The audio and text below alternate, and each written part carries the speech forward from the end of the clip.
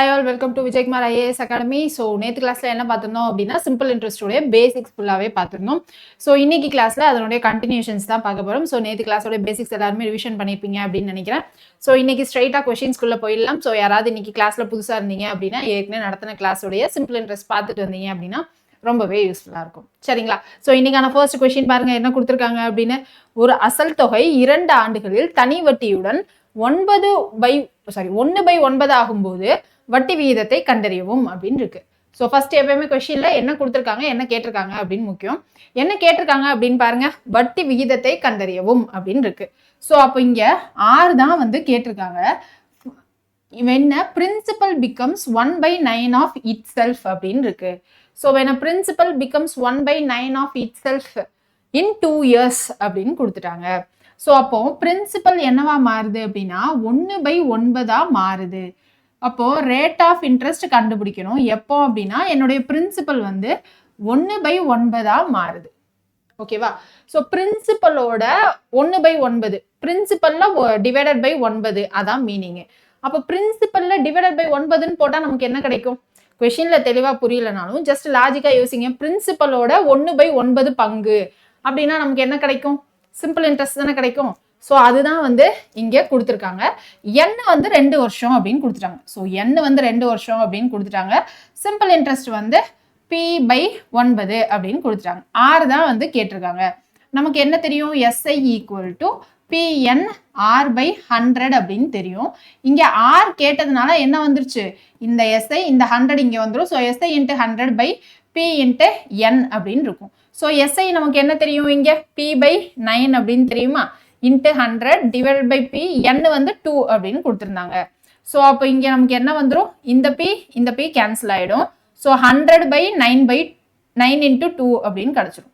So இதை 2 டேபிளில் cancel பண்ணுறோம் அப்படின்னா 50. So 50/9னா 9 5s are 45. ஸோ 59 அப்படின்னா இங்கே 9 50 அப்படின்னா 9 5s are 45. மிச்சம் என்ன வரும்? 5 அப்படின்னு இருக்கும். பாயிண்ட் வச்சுட்டு திரும்ப 0 போடுவோம். ஸோ திரும்ப 5ல் 45 திரும்ப 5 மிச்சம் இருக்கும். ஸோ திரும்ப ஒரு 5 அப்படின்னு போயிட்டே இருக்கும். அப்போ 5.55 தான் நம்மளுடைய answer. So option A is the correct answer. Clear? Next question போயிடலாமா? நெக்ஸ்ட் கொஸ்டின் என்ன கொடுத்துருக்காங்கன்னு பாருங்க.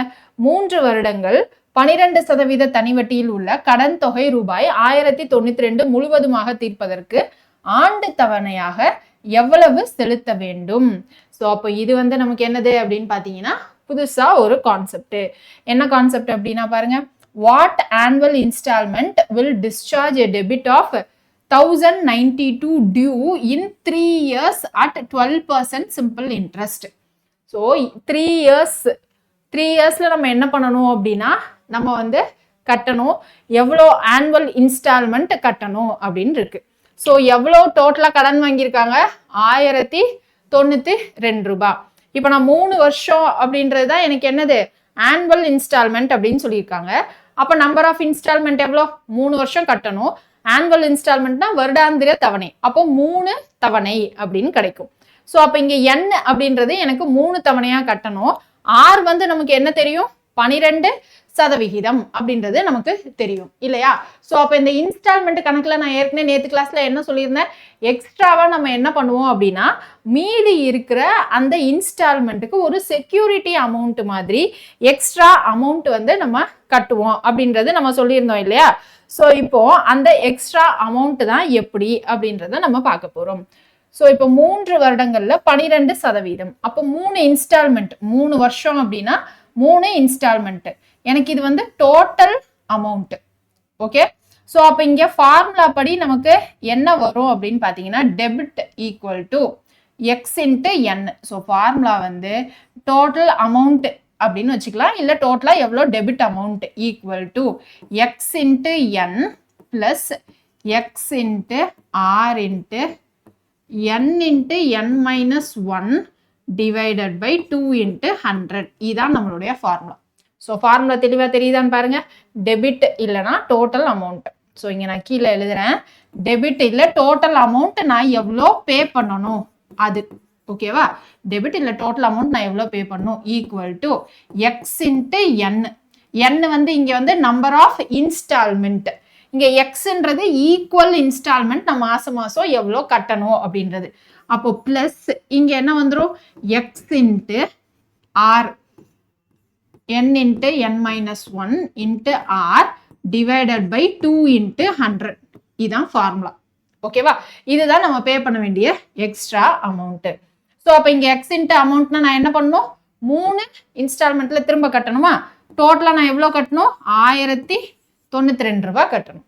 ஸோ 3 தான் வந்து எனக்கு என்னது total number of instalment. n வந்து 3. அப்போ இங்கே 3 எக்ஸ் பிளஸ் இங்கே எக்ஸ்ன்றது ஈக்குவல் இன்ஸ்டால்மெண்ட் தான் எக்ஸ்.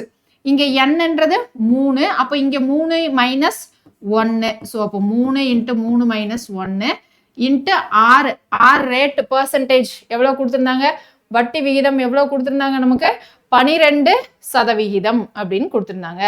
ஸோ அப்போ இங்கே என்ன வந்துடும் அப்படின்னா 12% டிவைடட் பை 2 இன்ட்டு 100. இதுதான் நமக்கு என்னது அப்படின்னா ஈக்குவல் இன்ஸ்டால்மெண்ட்ல நம்ம சிம்பிள் இன்ட்ரெஸ்ட்ல பிரிச்சு கட்டுறதுக்கான நமக்கான ஃபார்முலா. ஓகேவா? ஸோ இந்த ஃபார்முலாவை என்ன பண்ணணும் அப்படின்னா ஞாபகம் வச்சுக்கணும். ஸோ அப்போ இங்கே சால்வ் பண்ணோம் அப்படின்னா இந்த எக்ஸ் தான் நம்மளுடைய ஈக்குவல் இன்ஸ்டால்மெண்ட்டா, அது என்ன அப்படின்றது நமக்கு கிடைச்சிடும். ஸோ இந்த 2 கேன்சல் ஆகிடுமா? அப்புறம் வேற ஏதாவது கேன்சல் ஆகுதான்னு பாருங்க. இங்கே 3 இன்ட்டு 12 அப்படின்னு இருக்கு. ஸோ இதை வந்து நான் 5 டேபிளில் கேன்சல் 2 டேபிளில் கேன்சல் பண்ணுறேன் அப்படின்னா இது 6, இது 50. திரும்ப என்ன பண்ணலாம், 2 டேபிளில் கேன்சல் பண்ணால் இது 3, இங்கே 25 ப்ளஸ் இது என்னது 9x by 25 இங்கே ஈக்குவல் டு 3x, இது 1092. ஸோ அப்புறமா இங்கே எல்சிஎம் எடுக்கலாமா, 25 இங்கே டிவைட் பை 1 இருக்குன்னு அர்த்தம். அப்போ இங்கே multiply and divide by 25. 25 into 3னா 75. ஸோ 75 அப்படின்னு இருக்கும். இங்கே 75 + 4 அப்படின்னா 9 அப்படின்னா என்ன வந்துடும், 84x டிவைடட் பை 25 இங்கே 1092. ஸோ அப்போ இதை 84 டேபிளில் என்ன பண்ணலாம் அப்படின்னா நம்ம கேன்சல் ஆகுதா அப்படின்னு பார்க்கலாம். இல்லைனா நம்ம என்ன பண்ணலாம் அப்படின்னா 2 டேபிள் இல்லை 3 டேபிளில் நம்ம என்ன பண்ணலாம் அப்படின்னா ட்ரை பண்ணலாம். 3 டேபிளில் ட்ரை பண்ணால் என்ன வரும், 2ல் 6 மிச்சம் 2, ஸோ 8 அப்படின்னு இருக்கும். 3ல் 9 மிச்சம் 1, 6ல் 18 மிச்சம் 1, 4 அப்படின்னு வந்துருச்சு. ஸோ அதுக்கு அடுத்து நம்ம என்ன பண்ணலாம், 4 டேபிளில் கேன்சல் பண்ணால் இது 7, இது 91. திரும்ப அடுத்து 7 டேபிளில் கேன்சல் பண்ணுறப்போ 1ல் 7 மிச்சம் 2, ஸோ 13 அப்படின்னு இருக்கும். So x equal to 25 into 13. So 25 into 10னா 250 ப்ளஸ் 25 இன்ட்டு 3னா 75. ஸோ அப்போ 250 ப்ளஸ் 75 அப்படின்னா 325 என்ன பண்ணணும், அவங்க வந்து ஈக்குவல் இன்ஸ்டால்மெண்ட் கட்டணும். So 325 option C is the correct answer. ஓகேவா? ஸோ புரியுதா என்ன பண்ணுறோன்னு? ஸோ அடுத்த கேள்வி பாருங்க என்ன இருக்குன்னு. What annual instalment will discharge a debit of 9600 due in 5 years at 10% simple interest. So போன சம் அதே தான் இங்கே என்ன கொடுத்துருக்காங்க, ஆனுவல் இன்ஸ்டால்மெண்ட் இதுதான் வந்து கேட்டிருக்காங்க, ஆண்டு தவணை இதான் கேட்டிருக்காங்க. ஸோ அந்த x into n plus x into r n into n minus 1 by 2 into 100 இதான் நம்மளுடைய ஃபார்முலா இல்லையா? ஸோ இங்கே என்னது நமக்கு இந்த ஆனுவல் டெபிட் தான் வந்து 9600 ரூபாய் 5 இயர்ஸ்ல கட்டணும். n வந்து எனக்கு 5, so 5x plus x into r வந்து 10%. So r 10 n into n minus 1 divided by 200. ஓகேவா? ஸோ அப்போ இங்கே சால்வ் பண்ணால் இங்கே என்ன ஒரு 5 4 சார் 20, 20 இன்ட்டு 10னா 200. So 200 into x divided by 200. So இது கேன்சல் ஆகிடும். ஸோ அப்போ இங்கே என்னது 5x ப்ளஸ் 1xனா 6x.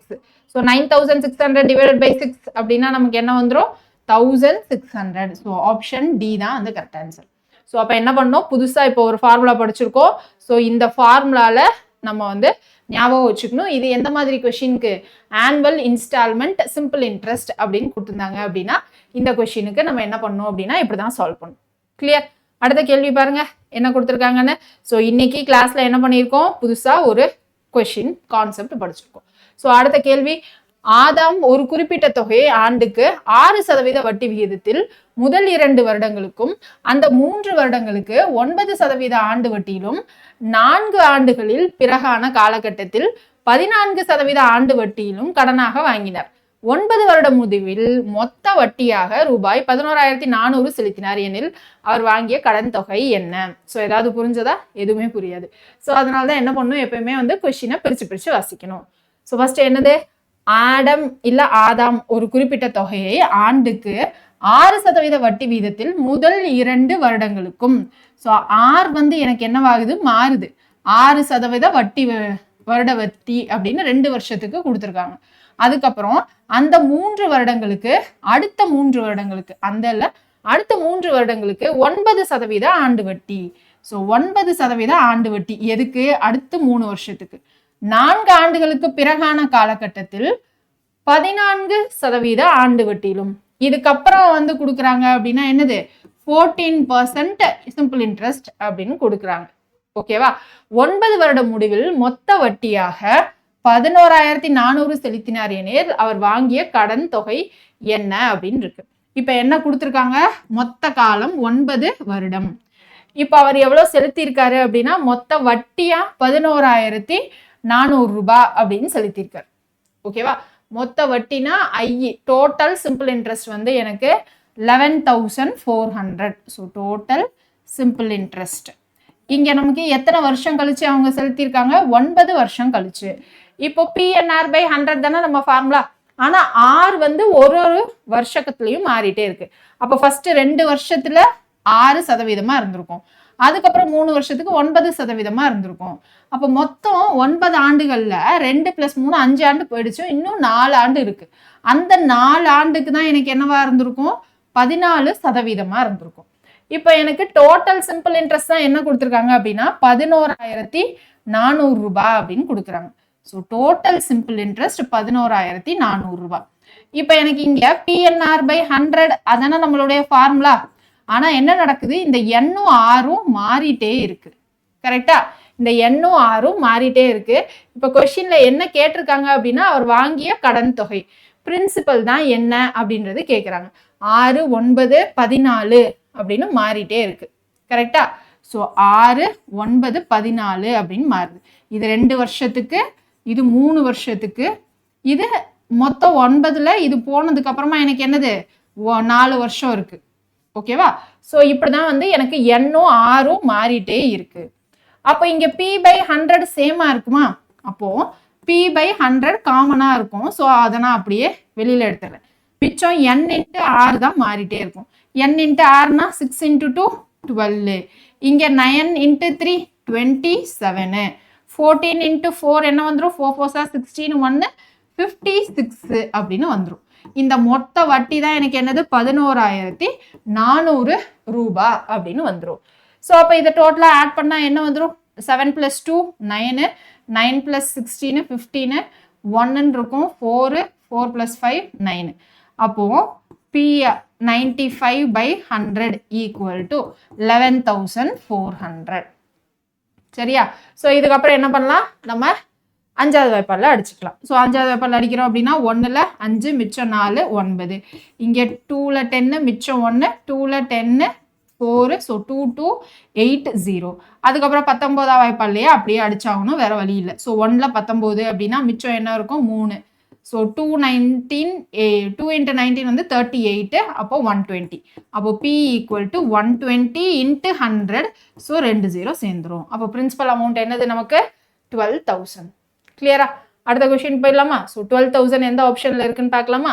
ஸோ எந்த ஆப்ஷன்ல இருக்கு அப்படின்னா ஆப்ஷன் சில இருக்கு. ஸோ கொஸ்டின்ல என்ன கொடுத்துருக்காங்க அப்படின்றத பிரித்து தனியாக எழுதிடணும்.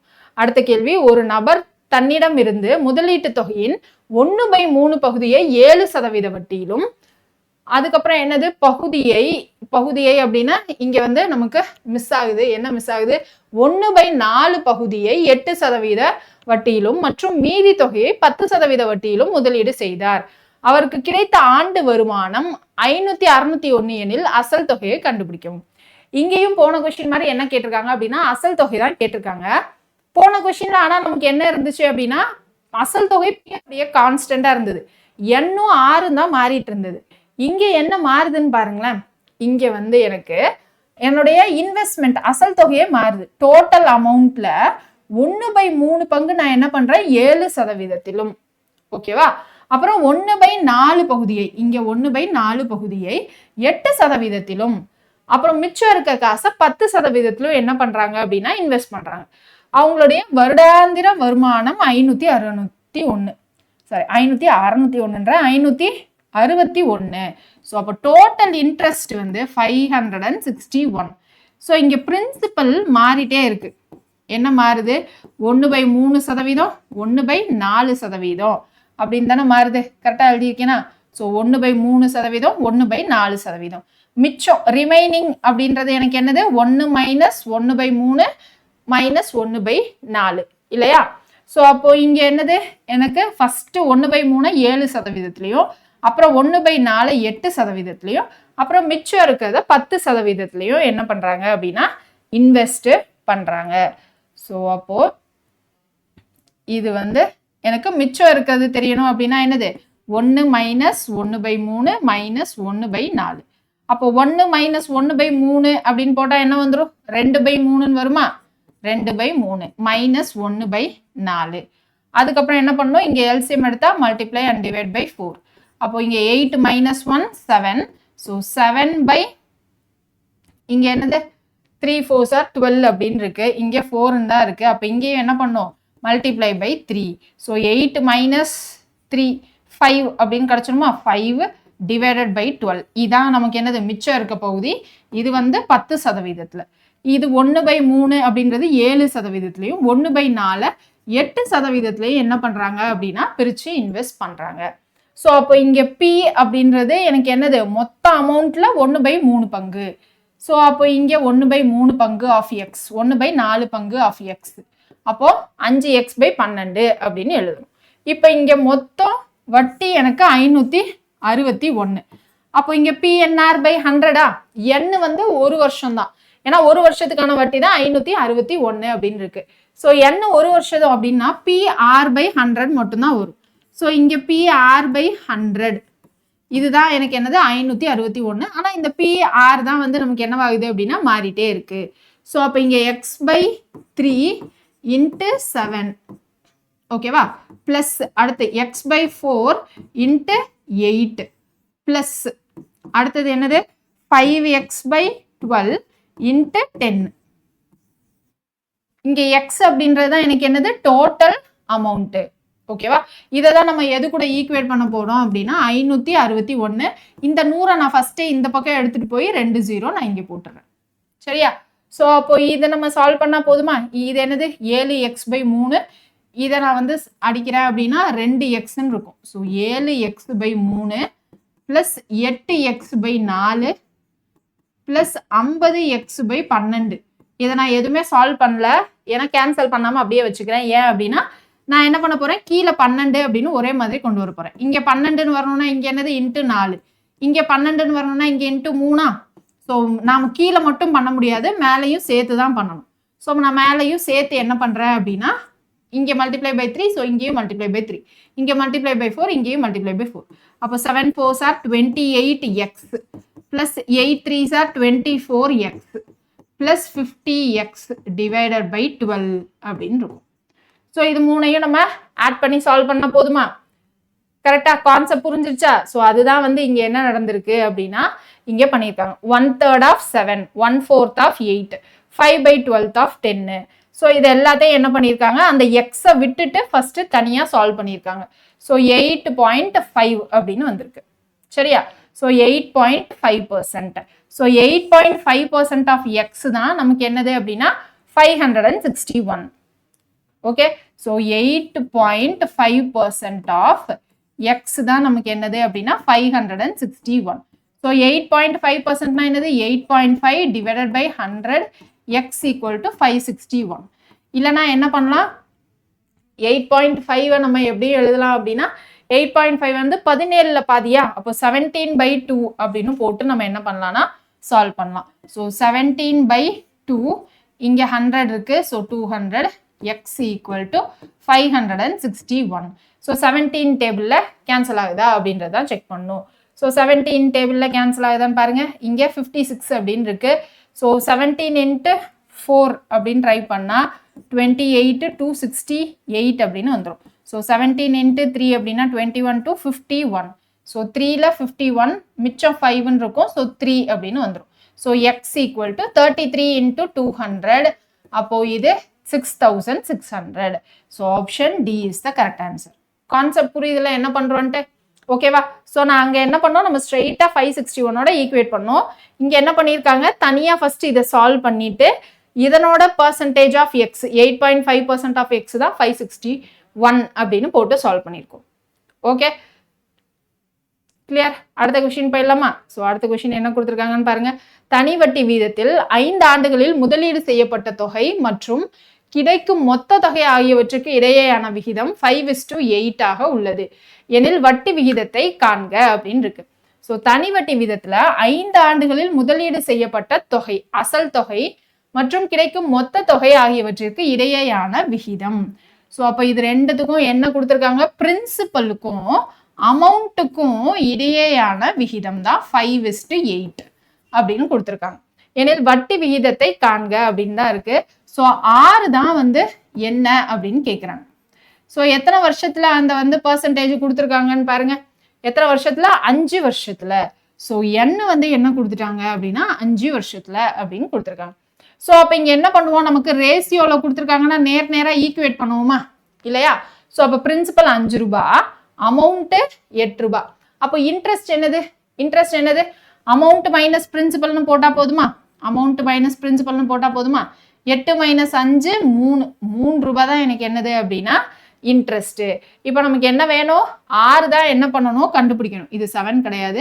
ஸோ 6 தான் என்ன வேணும்னு கண்டுபிடிக்கணும். அப்போ PNR/100 கரெக்டா? ஸோ அப்போ SI = PNR/100. SI வந்து என்னது, இங்க சிம்பிள் இன்ட்ரெஸ்ட் 3 = P என்னது நமக்கு 5, என்னது 5 வருஷம், 6 தெரியாது, /100. ஸோ இதை 25 டேபிளில் கேன்சல் பண்ணுறோம் அப்படின்னா 4ன்னு வந்துருமா? அப்போ R வந்து 4 × 3 12%. PNR/100 அவ்வளோதான். ஸோ SI 3, P 5, N வந்து 5 வருஷம், 6 எவ்வளோன்னு கேட்டிருக்காங்க. ரைட்டா? ஸோ அடுத்த கேள்வி என்ன கொடுத்துருக்காங்க, ராஜேஷ் தன்னிடம் இருந்த 8600 2 பகுதிகளாக பிரித்து முதலீடு செய்தார். ஆண்டுக்கு 15% வட்டி வீதத்தில் 4 ஆண்டுகளில் முதல் பகுதிக்கு கிடைத்த தனி வட்டியும் 20% வட்டி வீதத்தில் 3 ஆண்டுகளில் இரண்டாவது பகுதிக்கு கிடைத்த தனி வட்டியும் சமம் எனில் எந்த பகுதிக்கு இடையிலான வித்தியாசத்தை காண்க அப்படின்னு இருக்கு. ஸோ ராஜேஷ் என்ன பண்றாரு அப்படின்னா 8600 ரூபாவை 2 இதுவா இன்வெஸ்ட் பண்றாரு, 2 இதுவா பிரிச்சு இன்வெஸ்ட் பண்றாரு. ஸோ ஃபர்ஸ்ட் இது என்ன பண்றாரு அப்படின்னா ஆண்டுக்கு 15% வட்டி வீதத்துல 4 வருஷத்துக்கு முதல் பகுதியை இன்வெஸ்ட் பண்றாரு. அடுத்து என்ன பண்ணாரு, இன்னொரு பகுதியை 20% வட்டி விகிதத்துல 3 வருஷத்துல இரண்டாவது பகுதிக்கு எனக்கு என்ன பண்றாரு அப்படின்னா இன்வெஸ்ட் பண்றாரு. இது ரெண்டுலையும் கிடைச்ச தனி வட்டி இருக்குல்ல, இது I1 இது I2ன்னு வச்சுட்டா இது ரெண்டும் சமம் அப்படின்னு சொல்லியிருக்காரு. சமம் அப்படின்னா எனில் 2 பகுதிகளுக்கு இடையே உள்ள வித்தியாசத்தை காண்க. ஸோ 2 பகுதினா இந்த 8500 2ஆ பிரிச்சிருக்காருல, ஸோ அதுல இருக்கக்கூடிய வித்தியாசம் என்ன அப்படின்றது தான் வந்து கேட்குறாங்க. ஓகேவா? ஸோ அப்போ இங்க எனக்கு என்னது, இங்க ஒரு பிரின்சிபல் அமௌண்ட் இருந்திருக்கும் P1, அது எனக்கு என்னன்னு தெரியல, அதை நான் எக்ஸ் அப்படின்னு வச்சுக்கிறேன். ஓகேவா? இங்க ஒரு அமௌண்ட் இருந்திருக்கும், என்னது இந்த 8500ல எக்ஸ் போக மிச்சம் இருக்கிற அமௌண்ட் தான் இங்க பிரின்சிபலா இருந்திருக்கும் இல்லையா? அப்போ 8600 மைனஸ் எக்ஸ் தான் வந்து நமக்கு என்னது இங்க இருக்கக்கூடிய பிரின்சிபல் அமௌண்ட். அப்போ இங்க I1க்கு PNR/100, இங்க PNR/100 அப்படின்னு போட போறோம். ஸோ அப்போ இங்க PNR/100னா P வந்து எக்ஸ், N வந்து என்னது 15 × 4 15 × 4 NR, 15 × 4 என்ன வந்துடும் 60 அப்படின்னு வந்துடும். இங்க என்னது 20 × 3யும் நமக்கு என்னது அப்படின்னா 60. கரெக்டா? ஸோ அப்போ இங்க I1க்கு PNR/100 அப்படின்னு போடுவோம். ஸோ அப்போ P வந்து எனக்கு என்னது தெரியாது P1, NR வந்து 60 /100. இங்க P2க்கும் இங்க என்னது 20 × 3 60 தான் NR /100. ஸோ இது ரெண்டும் எனக்கு என்னவாயிடும் அப்படின்னா கேன்சல் ஆயிடும். அப்போ P1 = P2வா? அப்போ என்ன பண்ணியிருக்காங்க, சமமா பிரிச்சிருக்காங்க. அதனுடைய டிஃபரன்ஸ் இன் 2 பார்ட்ஸ் தான் கேட்டிருக்காங்க, 2 பகுதிக்கு இடையிலான வித்தியாசம். ஸோ 2 பகுதிக்கு இடையிலான வித்தியாசம் என்னது, இருக்கவே இருக்காது. ஸோ அப்போ ₹0 தான் வந்து 2 பகுதிக்கு இடையேயான வித்தியாசம். புரியுதா என்ன பண்றோன்னு? ஸோ கொடுத்திருக்கிறத என்ன பண்ணணும் அப்படின்னா தெளிவா எடுத்து எழுதணும். அடுத்த கேள்வி பாருங்க, ஒரு தொகையானது தனி வட்டி வீதத்தில் 110 ஆண்டுகளில் 45 மடங்காக மாறுகிறது எனில் அதே தொகை எத்தனை ஆண்டுகளில் 23 மடங்காக மாறும். ஸோ மடங்கு கணக்குல நேற்று பார்த்தோம்ல, ஞாபகம் இருக்கா? NR equal to n-1 into 100. அந்த n வந்து n-1 into 100ல n வந்து மடங்கு எழுதணும் அப்படின்னு நேற்று கிளாஸ்ல பார்த்துக்கணும். ஸோ இப்போ அதை தான் பண்ண போறோம். ஃபர்ஸ்ட் என்னது, ஒரு தொகை தனிவட்டி வீதத்துல 110 ஆண்டுல 110 ஆண்டுல என்ன நடக்குது அப்படின்னா 45 மடங்கா மாறுது. 45 மடங்கா மாறுது எனில் அதே தொகை எத்தனை ஆண்டுகளில் 23 மடங்கா மாறும் அப்படின்றதுதான் வந்து நமக்கு கொஸ்டின். ஓகேவா? ஸோ அப்போ இங்க நமக்கு என்ன வந்துடும், NR ஈக்குவல் டு n-1னா 45 டைம்ஸ் இது. அப்போ 45 minus 1 44ஆ? அப்போ 44 into 100, ஸோ 4400. இங்க n நமக்கு என்னது, 110. 110 R ஈக்குவல் டு 4400. ஸோ 11 டேபிள்ல கேன்சல் பண்றோம் அப்படின்னா இது 10, இங்க என்னது 400ஆ? ஸோ இந்த 0 கேன்சல் ஆயிடும். அப்போ R வந்து என்ன வந்துடும், 14 வந்துடும். ஸோ R 14 இங்கே சப்ஸ்டியூட் பண்றப்ப என்னது, NR ஈக்குவல் டு n-1னா மடங்கு என்னது, 23 மடங்கு. அப்போ 23 minus 1 22ஆ? 22 into 100. ஸோ அப்போ இங்க 2200 வந்துடும். இப்போ இங்க R என்ன பார்த்தோம், 14 பார்த்தோமா? அப்போ இங்க R 40 அப்படின்னு போட்டா n என்ன வந்துடும், 2200 divided by 40 இல்லையா? So 2200 divided by 40. ஸோ இந்த 0 கேன்சல் ஆயிடுமா? 4 டேபிள்ல அப்புறம் என்ன வரும், 5 4s are 20, மிச்சம் 2, ஸோ 5. ஸோ அப்போ 55 இயர்ஸ்ல எனக்கு என்னவாகும் அப்படின்னா 2 மடங்கு ஆகும். ஸோ இந்த மாதிரி 2 ஸ்டெப்பா போடலாம். அப்படி இல்லைன்னா என்ன பண்ணலாம், இந்த மாதிரி 2 ஸ்டெப்பா போடுறதுக்கு பதிலாக இந்த ஷார்ட்கட்டையும் நீங்க யூஸ் பண்ணிக்கலாம். So n1 minus 1 equal to n2 minus 2. இங்க n அப்படின்றது எனக்கு என்ன அப்படின்னா எத்தனை மடங்கு ஆகுது அப்படின்றது தான் இங்க என்னது அப்படின்னா n1 n2. T1 T2 வந்து எத்தனை வருஷத்துல எனக்கு அத்தனை மடங்கு ஆகுது அப்படின்றது தான் எழுதும். ஸோ அப்போ இங்க இந்த மாதிரி 2 ஸ்டெப்பா போடுறதுக்கு பதிலாக இன்னைக்கு என்ன பண்ணியிருக்கோம், புதுசா ஒரு ஷார்ட்கட்டும் இருக்கு. நிறைய ஃபார்முலா ஞாபகம் வச்சுக்க முடியல அப்படின்னா சிம்பிளா நமக்கு எதெல்லாம் எசென்ஷியலோ அது மட்டும் ஞாபகம் வச்சுக்கோங்க. இன்னைக்கு கிளாஸ்ல நீங்க ஞாபகம் வச்சுக்க வேண்டியது அந்த இன்ஸ்டால்மெண்ட் புதுசு ஃபார்முலா படிச்சிருக்கோம் இல்லையா? ஸோ அதை ஞாபகம் வச்சுக்கணும். இங்க இந்த ஃபார்முலா சிம்பிளா தான் இருக்கு, n1 minus 1 n2 minus 1 divided by T1 T2. ஓகேவா? ஸோ அப்போ இங்கே n1னா 45 மடங்கு. ஸோ 45 minus 1 110 வருஷத்துல. அடுத்து 23 minus 1 எத்தனை வருஷத்துல அப்படின்னு ஷார்ட்கட் போட்டுக்கலாம். ஓகேவா? ஸோ அடுத்த கேள்வி பாருங்க என்ன கொடுத்துருக்காங்கன்னு. ஒரு குறிப்பிட்ட காலத்தில் அசல் மற்றும் மொத்த தொகையின் விகிதம் 5:6. அசல் மற்றும் மொத்த தொகையின் விகிதம்னா பிரின்சிபல் இஸ்டு அமௌண்ட், இதனுடைய விகிதம் தான் எனக்கு என்ன கொடுத்துருக்காங்க அப்படின்னா 5:6. 5 ஆண்டுகளுக்கு பிறகு இது 4:7 மாறுகிறது எனில் வட்டி வீதத்தை காண்க. ஸோ இது 5 வருஷம் கழிச்சு என்னவா மாறுது அப்படின்னா பிரின்சிபலும் அமௌண்ட் இதனோட ரேஷியோ வந்து 4/7 எனக்கு என்ன ஆகுது அப்படின்னா மாறுது எனில் வட்டி விகிதத்தை காண்க. R தான் என்னன்னு கேட்குறாங்க. ஸோ இப்போ கொடுத்துருக்கிற விகிதத்துல என்ன கொடுத்துருக்காங்கன்னு பாருங்க. பிரின்சிபலுக்கும் மொத்த தொகைக்குமான விகிதம் 5:6. 5 வருஷம் கழிச்சு 4:7 மாறுது. ஸோ அப்போ இங்க பிரின்சிபல் என்ன இருக்கு அப்படின்னா இங்க 5 இங்க 4. இப்போ நமக்கு எப்படி இருக்கணும், ரெண்டுமே வந்து சேமா தான் இருக்கணும் இல்லையா பிரின்சிபலை பொறுத்த வரைக்கும். ஆனா ஏன் இங்க 4 7 அப்படின்னு இருக்குன்னா நமக்கு அமௌண்ட் வந்து மாறிட்டே இருக்கும். ஸோ அப்போ அமௌண்ட் மாறிட்டே இருக்கிறப்போ இது ரெண்டையும் நான் வந்து கேன்சல் பண்ணி சால்வ் பண்றப்போ என்னவாகும் அப்படின்னா அந்த விகிதம் வந்து மாறும். ஓகேவா? அப்போ நம்ம இங்க பிரின்சிபல் இங்க 5 அப்படின்னா இங்கேயும் நம்ம அதே 5 இல்ல 4 அப்படின்ற மாதிரி நம்ம ஒன்னா கொண்டு வரணும். ஏதாவது ஒரு தொகையா நம்ம என்ன பண்ணணும் அப்படின்னா ஒன்னா கொண்டு வந்துட்டு அதுக்கப்புறம் நம்ம என்ன பண்ணணும்னா அந்த அமௌண்ட்டுக்கு ஈக்குவேட் பண்ணணும். ஸோ அப்போ ஒன்னா கொண்டு வரணும் அப்படின்னா எல்சிஎம் எடுத்தா போதுமா? இங்க என்ன பண்ணலாம், இங்க இந்த நம்பரை மல்டிப்ளை பண்ணலாம். ஸோ 5 × 4. இங்க என்ன பண்ணலாம், மேல இருக்கிற நம்பரை 4 × 5 அப்படின்னு மல்டிப்ளை பண்ணிக்கலாம். ஸோ இப்போ நம்ம மேலே மட்டும் பண்ண முடியாது இல்லையா? ஸோ மேலே என்ன நம்பரால மல்டிப்ளை பண்ணுறோமோ அதே தான் இங்கே கீழேயும் பண்ணணும். அப்போ இங்கேயும் கீழே அதே × 5ஆல பண்ணணும். அப்போ இங்கே முதல்ல இருந்த ரேஷியோ என்னவாயிடும், 5 × 4 வந்து 20, இங்கே 6 × 4 வந்து 24 அப்படின்னு ஆயிடும். ஸோ அப்போ முதல் இருந்த ரேஷியோ என்னவாயிடும், P/A ரேஷியோ வந்து நமக்கு 20/24 அப்படின்னு மாறிடும்.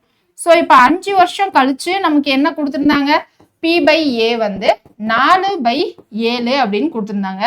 ஸோ அப்போ இங்கே என்ன பண்ணோம், மல்டிப்ளை அண்ட் டிவைட் பை 5 அப்படின்னு போட்டிருந்தோம் இல்லையா? ஸோ அப்போ மல்டிப்ளை அண்ட் டிவைட் பை 5னா இங்கே நமக்கு என்ன வந்துடும், P/A வந்து 20/35 அப்படின்னு வரும்.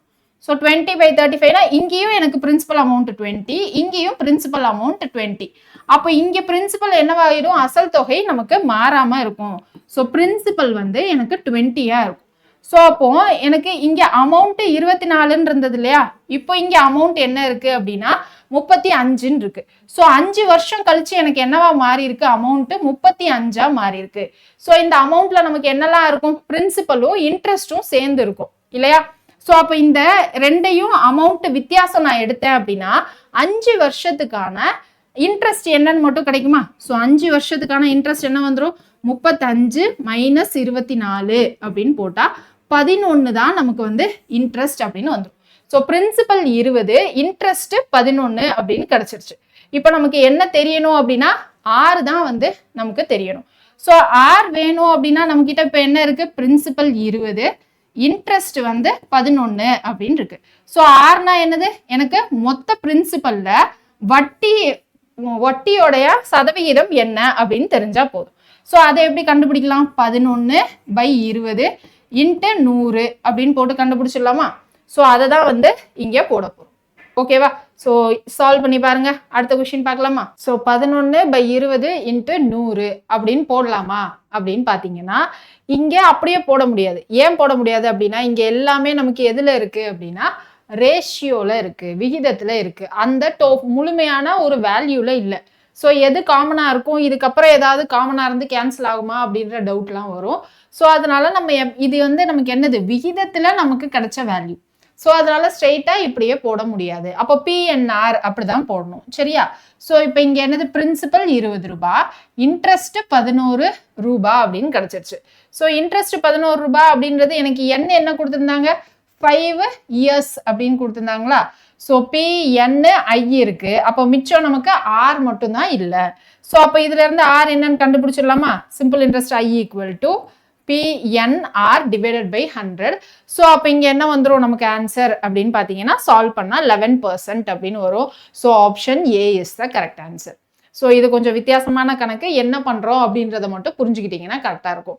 எனக்கு பிரின்சிபல் பை அமௌண்ட் ரேஷியோ 2 விதமா கொடுத்துருக்காங்க. ஒன்று ஸ்டார்டிங்ல இருந்தது ஓகேவா, ரெண்டாவது என்ன கொடுத்துருக்காங்க அப்படின்னா 5 வருஷம் கழிச்சு கொடுத்துருக்காங்க. எனக்கு சிம்பிள் இன்ட்ரெஸ்ட்டை பொறுத்த வரைக்கும் 5 வருஷமோ 10 வருஷமோ எத்தனை வருஷம் கழிச்சு வந்தாலும் எனக்கு அந்த பிரின்சிபல் அசல் தொகை மாறாம தான் இருக்கும் இல்லையா. ஸோ அப்போ நான் அந்த ரேஷியோல நான் சேமா அந்த நேர் வேல்யூ எடுக்கணும் அப்படின்னா பிரின்சிபலை நான் 1 போல கொண்டு வரணும். அதுக்கு நான் என்ன பண்றேன், LCM எடுத்து இங்க 4ன்னு இருக்கு, இங்க 5ன்னு இருக்கு. அதனால நான் என்ன பண்றேன், 4க்கும் 5க்கும் LCM எடுத்து நான் அப்படியே மல்டிப்ளை பண்ணி கொண்டு வரேன். ஸோ பிரின்சிபல் எனக்கு 2 இடத்துலயும் ஒரே மாதிரி வந்துருச்சுன்னா கீழே இருக்கிற அமௌண்ட்டை நான் ஈக்குவேட் பண்ணா போதும். ஓகேவா. இங்க வரக்கூடிய இந்த 6 × 4 24ன்ற அமௌண்ட் எத்தனை வருஷம் கழிச்சுன்னு எனக்கு தெரியாது. ஆனா இங்க இருக்கிற அமௌண்ட் வந்து எனக்கு 5 வருஷம் கழிச்சு அப்படின்னு தெரியும். ஆக மொத்தம் இந்த 2 விகிதத்தோட வித்தியாசம் 5 வருஷம் கழிச்சுன்னு தெரியும்.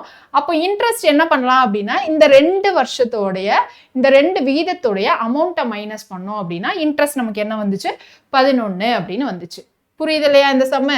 ஸோ கொஞ்சம் வித்தியாசமான சம்மு, பட் கான்செப்ட் புரிஞ்சிருச்சு அப்படின்னா நம்ம ஈஸியா போட்டுலாம். நெக்ஸ்ட் கொஸ்டின் பாருங்க என்ன இருக்குன்னு. ராம் என்பவர் மாதம் ரூபாய் 200 வங்கியில் தொடர் வைப்பு தொகை மூலம் செலுத்தி வந்தார். 6 வருட முடிவில் 19,656 பெற்றுக்கொண்டார் எனில் வங்கி அவருக்கு அளித்த தனி வட்டி வீதத்தை காண்க. ஸோ இங்க நம்ம என்ன பண்றோம் அப்படின்னு பாத்தீங்கன்னா இந்த கேள்வியை பொறுத்த வரைக்கும் மாதம் 200 ரூபாய் அப்படின்னு இருக்கா. ஸோ அப்போ இந்த மாசம் நம்ம என்ன பண்றோம்னா இன்வெஸ்ட் பண்றோம். ஸோ போஸ்ட் ஆஃபீஸ்ல RD போடுவோம் இல்லையா. ஸோ அந்த போஸ்ட் ஆஃபீஸ்ல RD இல்லாம வேற ஒரு இன்ஸ்டால்மெண்ட், வேற ஒரு சேவிங்ஸும் இருக்கு. ஸோ அங்க வந்து நம்ம என்ன பண்றோம் அப்படின்னா நம்ம வந்து வருஷத்துக்கு வந்து சேவிங்ஸை மொத்தமா கொண்டு போய் இன்வெஸ்ட்மெண்ட் பண்ண மாட்டோம். ஸோ மாசம் என்ன பண்றோம்னா கொஞ்சம் கொஞ்சமா நம்ம கையில இருக்கிறத நம்ம வந்து இன்வெஸ்ட் பண்றோம். ஸோ அப்போ மாசம் நான் 200 ரூபாய் அப்படின்னு இன்வெஸ்ட் பண்றேன் அப்படின்னா இந்த மாதிரி சம்மு தனி ஃபார்முலா இருக்கு. சிம்பிள் இன்ட்ரெஸ்டா காம்பவுண்ட் இன்ட்ரெஸ்டா அப்படின்னு கேட்டீங்கன்னா இந்த மாதிரி கணக்குகள் நமக்கு காம்பவுண்ட் இன்ட்ரெஸ்ட்ல வராது. நான் மாசம் இவ்வளோ வந்து இன்வெஸ்ட் பண்றேன், மாசம் இவ்வளோ சேவ் பண்றேன் அப்படின்றது எல்லாமே நமக்கு சிம்பிள் இன்ட்ரெஸ்ட்ல தான் வரும். ஸோ மாத தவணை அப்படின்றதும் நமக்கு சிம்பிள் இன்ட்ரெஸ்ட்லயும் இருக்கலாம், இல்ல காம்பவுண்ட் இன்ட்ரெஸ்ட்லயும் இருக்கலாம். மாத தவணை அப்படின்னு சொல்றப்போ, இன்ஸ்டால்மெண்ட் அப்படின்னு சொல்றப்போ. இங்க நான் ஆர்டி பத்தி பேசுறப்போ இல்ல போஸ்ட் ஆஃபீஸ்ல வேற ஏதாவது ஸ்கீம்ல நான் மந்த்லி பே பண்றது எல்லாமே சிம்பிள் இன்ட்ரெஸ்ட்ல தான் வரும். ஸோ அங்க நம்ம வேற ஃபார்முலா யூஸ் பண்ணணும். என்ன ஃபார்முலா அப்படின்னு பாத்தீங்கன்னா, இங்க எனக்கு டோட்டல் பிரின்சிபல் அமௌண்ட் என்ன வரும் அப்படின்னா, நான் மாசம் மாசம் 200 ரூபாய் வந்து கட்டுறேன். அப்ப டோட்டல் பிரின்சிபல் அமௌண்ட் வந்து 200 இன்ட்டு எத்தனை மாசம் நான் 200 ரூபாய் கட்டுறேனோ அதுதான் என்னுடைய டோட்டலா நான் இன்வெஸ்ட் பண்ணக்கூடிய அந்த மொத்த தொகை, அசல் தொகை. சரியா? சோ அப்ப இங்க ஃபார்முலா என்ன கொடுத்திருக்காங்க, என்ன கேட்டிருக்காங்க அப்படின்னு பார்த்துட்டு நான் ஃபார்முலா சொல்றேன். ஃபர்ஸ்ட் இங்க என்னது, மாசம் மாசம் 200 ரூபாய் கட்டுறாங்க. ஸோ மாசம் 200 ரூபாய் எத்தனை மாசம் கட்டியிருக்காங்கன்னு போட்டாதான் எனக்கு டோட்டலா பிரின்சிபல் அசல் என்னன்னு தெரியும். ஓகேவா? செலுத்தி 6 வருட முடிவுல அவங்க எவ்வளவு வாங்குறாங்க அப்படின்னா 19,656 அப்படின்னு இருக்கு. 6 வருட முடிவு அப்படின்னா 6 வருஷத்துல எத்தனை மாசம் இருக்கும்? ஒரு வருஷத்துல 12 மாசம் இருக்கும். 6 வருஷத்துல 12 இன்ட்டு 12. ஏன்னா இது நான் மாசம் மாசம் 200 ரூபாய் தானே போடுறேன். அப்போ இன்ட்டு 12 அப்படின்னு போடணும். 6 வருஷத்தை நான் என்ன பண்ணியிருக்கேன், மாசமா பிரிச்சு எழுதியிருக்கேன். ஸோ அப்போ 6 இன்ட்டு 12 நமக்கு என்னது, 72. 72 இன்ட்டு 2னா 144ன்னு வரும். அப்புறம் 2 0. ஸோ அப்போ இதுதான் என்னுடைய டோட்டலா நான் வந்து என்னது இன்வெஸ்ட்மெண்ட், நான் கை காசு போட்டது. இப்போ எனக்கு 6 வருஷம் கடைசியில எவ்வளவு கிடைச்சிருக்கு அப்படின்னா 19,656. இதுதான் வந்து நமக்கு மொத்த தொகை. எனில் வங்கி அவருக்கு அளித்த தனி வட்டி விகிதம் 6 தான் என்ன அப்படின்றது கேட்டிருக்காங்க. ஸோ இது அமௌண்ட் 19,656 அப்படின்னு இருக்கு. அப்போ இங்க எனக்கு கிடைச்ச இன்ட்ரெஸ்ட் எவ்வளவு? இன்ட்ரெஸ்ட் என்னது, டோட்டல் தொகை அமௌண்ட்ல இருந்து பிரின்சிபலை மைனஸ் பண்ண அப்படின்னா இன்ட்ரெஸ்ட் வந்துருமா? ஸோ அப்போ 19,656 மைனஸ் 14,400 அப்படின்னு போடுவோமா? ஸோ போட்டா என்ன வந்துடும் நமக்கு? போட்டா என்ன வரும்? 5,256 அப்படின்றது தான் என்னது, என்னுடைய நான் கிடைச்ச இன்ட்ரெஸ்ட். ஸோ அப்போ இங்க மாசம் மாசம் வந்து நம்ம என்ன பண்றோம் அப்படின்னா நம்ம வந்து அமௌண்ட்டை போடுறோம். அப்போ இங்க ஃபார்முலா என்ன பண்ணணும், இன்ட்ரெஸ்ட் ஐக்கு PNR/100. இதுதான் வந்து நம்ம நார்மலா சிம்பிள் இன்ட்ரெஸ்ட்டுக்கு போடுறது. SI = PNR/100. இங்க இன்ட்ரெஸ்ட்டுக்கு ஃபார்முலா என்ன போடுவோம் அப்படின்னு பாத்தீங்கன்னா, இங்க பிரின்சிபல் நான் மாசம் மாசம் போடுற அதே பிரின்சிபல் 200 ரூபாய் தான் இங்க வந்து நம்ம பிரின்சிபலா போடணும். இங்க வந்து மாசம் மாசம் போடுற அதே பிரின்சிபல் அமௌண்ட் தான். இன்ட்டு இங்க எண்ணுக்கு பதிலா என்ன போடணும் அப்படின்னா n இன்ட்டு n+1/2 இன்ட்டு 12 அப்படின்னு போடணும். Into R divided by 100. இதுதான் என்னது, ஆர்டி கணக்கு இல்ல போஸ்ட் ஆஃபீஸ் அப்படின்னு அவங்க என்ன சொன்னாலும் இந்த இன்ட்ரெஸ்ட் ஃபார்முலா தான் நம்ம என்ன பண்ணணும் அப்படின்னா அப்ளை பண்ணணும். இங்க பிரின்சிபல் வந்து நான் மாசம் மாசம் எவ்வளவு கட்டுறனோ அந்த அமௌண்ட் தான் போடணும். இப்ப எனக்கு மொத்த தொகை எவ்வளவு கிடைக்கும் அப்படின்ற மாதிரி கொஸ்டின்ல கேட்டாங்கன்னா அந்த இடத்துல எனக்கு அமௌண்ட் A = P + இன்ட்ரெஸ்ட்னு போடுவேன்ல.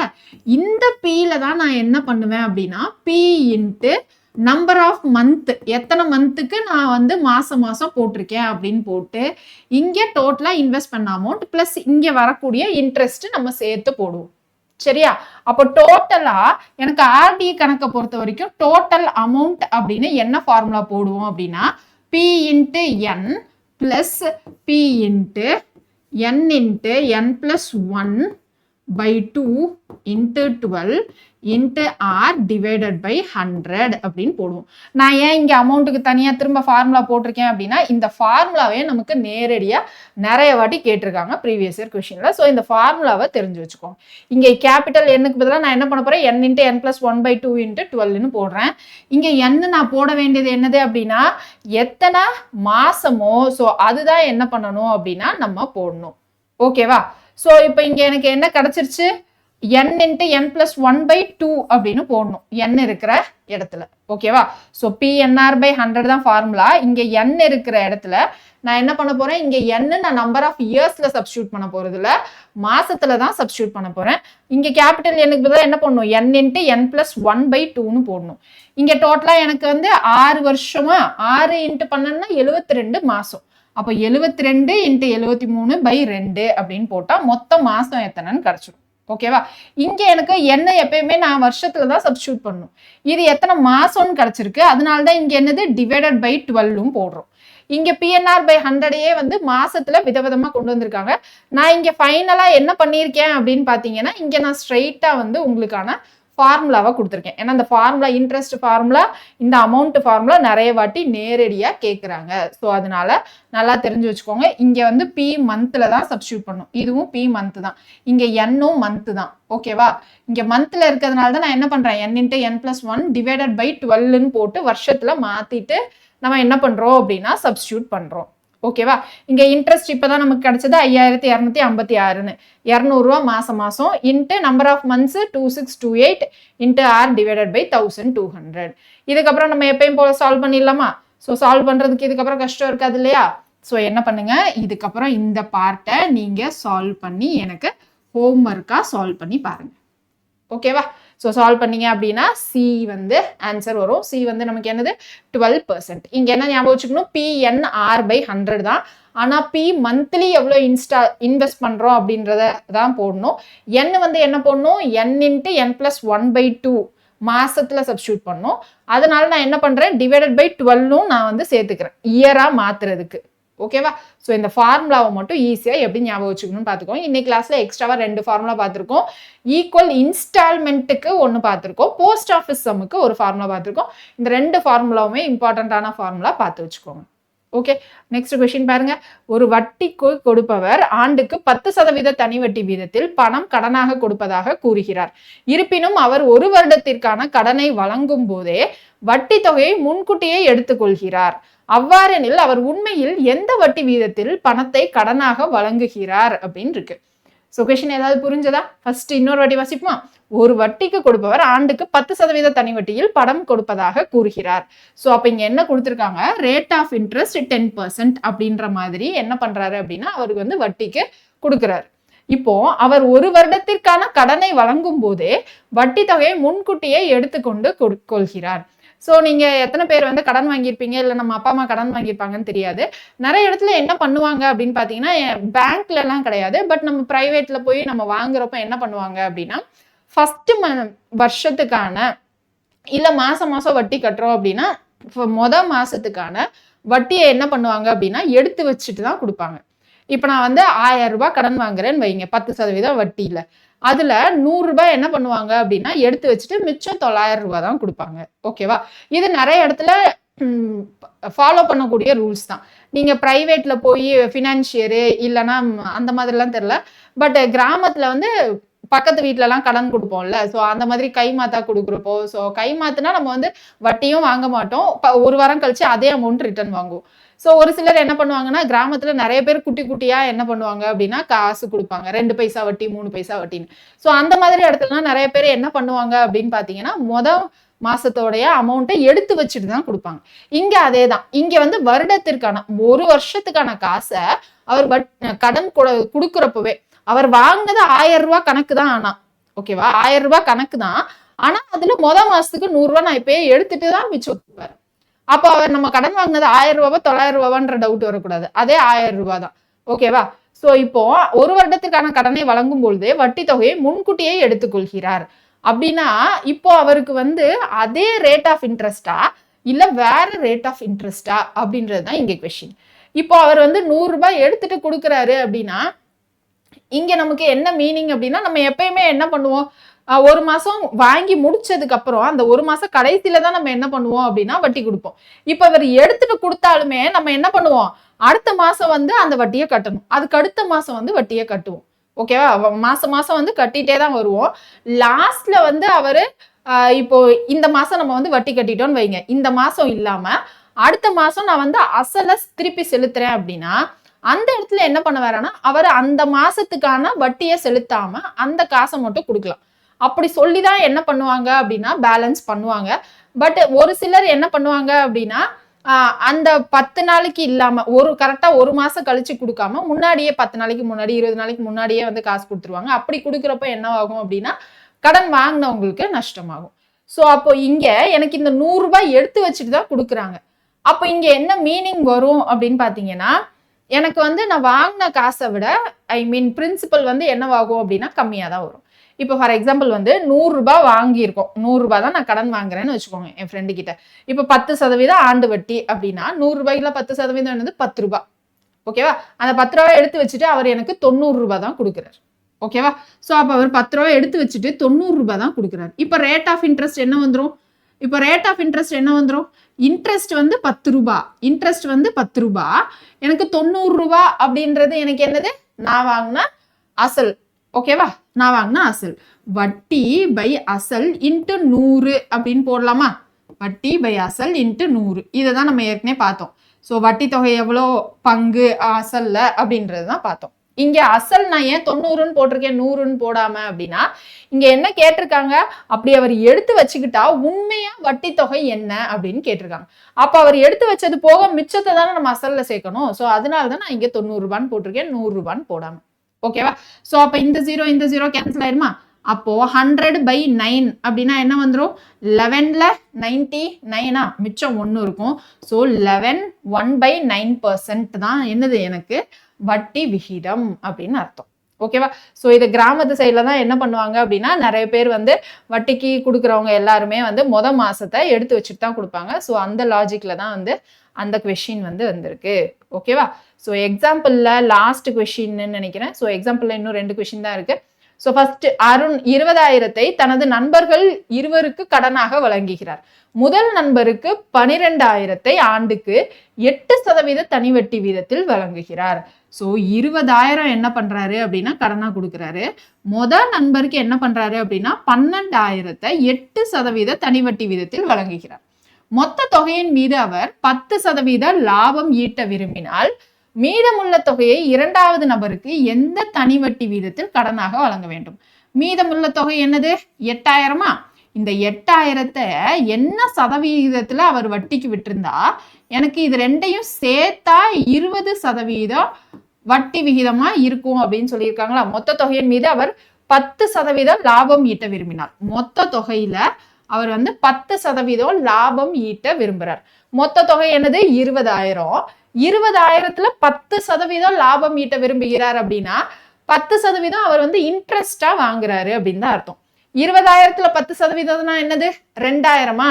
ஸோ அப்போ இன்ட்ரெஸ்ட் நமக்கு கிடைச்சிருச்சு. மொத்த இன்ட்ரெஸ்ட் 2,000 அப்படின்னு கிடைச்சிருச்சு. ஓகேவா? ஸோ மொத்த இன்ட்ரெஸ்ட் எனக்கு என்ன கிடைச்சிருச்சு அப்படின்னா 2,000 அப்படின்னு கிடைச்சிருச்சு. இப்போ 12,000த்துல 8% அப்படின்னா என்ன வரும்? ஏன் கேட்கிறேன் 12,000த்துல 8%னா இங்க வட்டி எவ்வளோன்னு தெரிஞ்சிடும். ஓகேவா? இந்த முதல் நம்பர் வட்டி எவ்வளவு கட்டுறாருன்னு தெரிஞ்சிடும். அதை நான் 2,000த்துல இருந்து மைனஸ் பண்ணிட்டா ரெண்டாவது நபர் வட்டி எவ்வளவு கட்டுவாருன்னு தெரிஞ்சிடும். ஸோ ரெண்டாவது நபர் வட்டி எவ்வளவு கட்டுவாருன்னு தெரிஞ்சா இந்த பிரின்சிபல்ல எத்தனை சதவிகிதம் அந்த வட்டி அப்படின்றத கண்டுபிடிச்சிடலாமா? புரியுதா? நான் பிளேஸ்ல ஃப்ளோ புரியுதான்னு பாருங்க. ஃபர்ஸ்ட் என்னது? 20,000 2 பேருக்கு பிரிச்சு கொடுக்குறாரு. ஒருத்தருக்கு 12,000 8% தனி வட்டியில கொடுக்குறாரு. மீதமுள்ள அமௌண்ட்டை என்ன பண்றாரு அப்படின்னா என்ன வட்டி விகிதத்துல கொடுக்குறாருன்னு தெரியல. ஆனா ரெண்டையும் சேர்த்தா அவர் மொத்தமா 10% லாபம் வர்ற மாதிரி பண்றாரு. 10% லாபம்னா 20,000த்துல 10% லாபம். ஏன்னா மொத்த தொகையின் மீது 10% லாபம்னு சொல்லியிருக்காங்க. ஸோ அப்ப 20,000த்துல 10% லாபம் அப்படின்னா இன்ட்ரெஸ்ட் என்னது? 2,000 அப்படின்றது அர்த்தம். அப்ப இங்க முதல் நபர் எவ்வளவு இன்ட்ரெஸ்ட் கட்டுறாருன்னு தெரிஞ்சா மொத்த இன்ட்ரெஸ்ட்ல அதை நான் மைனஸ் பண்ணிட்டா ரெண்டாவது நபர் எவ்வளவு இன்ட்ரெஸ்ட் கட்டுறாருன்னு தெரிஞ்சிருமா? எவ்வளவு இன்ட்ரெஸ்ட் கட்டுறாருன்னு தெரிஞ்சா நமக்கு ஏற்கனவே பிரின்சிபல் தெரியும். அதுல இருந்து 6% என்னன்னு கண்டுபிடிச்சிடலாம் இல்லையா? ஸோ அப்போ 12,000த்துல 8% என்ன அப்படின்றத கண்டுபிடிக்கணும். ஸோ 12,000த்துல 8% அப்படின்னா 12,000 × 8/100. ஸோ அப்போ இந்த 2 0 இந்த 2 0 கேன்சல் ஆயிடும். 12 × 8 என்னது? 96. அப்புறம் ஒரு 0 இருக்கு. ஸோ 960 அப்படின்னு கிடைச்சிரும். ஸோ 960 அப்படின்னா இந்த 2,000த்துல 960 ரூபா போயிடுச்சு அப்படின்னா மிச்சம் என்னது? 1,040 ரூபா வந்துருமா? இந்த 1,040 ரூபா தான் ரெண்டாவது நபர் என்ன பண்றாரு? கட்டுறாரு. ஓகேவா? ஸோ அப்போ 6% என்ன வந்துடும்? 1,040. 6% என்ன வந்துடும்? 1,040 ரூபா வட்டி டிவைடட் பை பிரின்சிபல் என்னது? 8,000. ஏன்னா இங்க 8,000 தானே? 8,000 × 100 அப்படின்னு போட்டா வட்டி விகிதம் எவ்வளோன்னு கிடைச்சிருமா? இல்லையா? ஸோ அப்போ இந்த 3 0 இந்த 3 0 கேன்சல் ஆயிடும். அப்போ 104/8 அப்படின்னு இருக்கும். 1ல 8 மிச்சம் 2. ஸோ 13% என்னது? ரெண்டாவது நபருக்கு அவர் வந்து வட்டிக்கு விட்டுருக்காரு. So option D is the correct answer. அடுத்த கேள்வி என்ன இருக்கு? ஒரு கடிகாரத்தின் ரொக்க விலை ரூபாய் 550. இதனை தவணை முறையிலும் இன்ஸ்டால்மெண்ட் ஸ்கீம் வாங்கலாம். தவணை முறையிலையும் என்ன பண்ணலாம்னா வாங்கலாம். ஸோ ஒரு கடிகாரத்தோட ரொக்க விலை என்னது அப்படின்னா 550. அதை தவணை முறையிலையும் இன்ஸ்டால்மெண்ட் ஸ்கீம்லையும் வாங்கலாம். அந்த திட்டத்தின்படி முதலில் 250 முன்பணமாக செலுத்த வேண்டும். மீதி தொகையை 1 மாதம் கழித்து 310 செலுத்த வேண்டும். எனில் இந்த தவணை முறையில் வசூலிக்கப்படும் வட்டி வீதம் என்ன? ஸோ இந்த தவணை முறையில வசூலிக்கப்படும் வட்டி விகிதம் 6% என்னன்னு தான் கொஸ்டின். ஸோ அப்போ அந்த வாட்சோடைய பிரைஸ், வாட்ச் தானே, ஸோ அந்த வாட்சோட பிரைஸ் என்னது? 550. ஓகேவா? நம்ம எவ்வளோ கட்டுறோம்?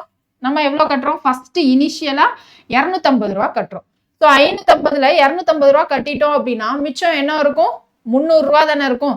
ஆனா என்ன பண்றோம்? 1 மாசம் கழிச்சு 310 ரூபாவா கட்டுறோம். ஸோ 1 மாசம் கழிச்சு 310 ரூபாவா கட்டுறோம் அப்படின்னா எனக்கு அந்த 1 மாசத்துல எவ்வளவு சதவீதம் வாங்குறாங்க?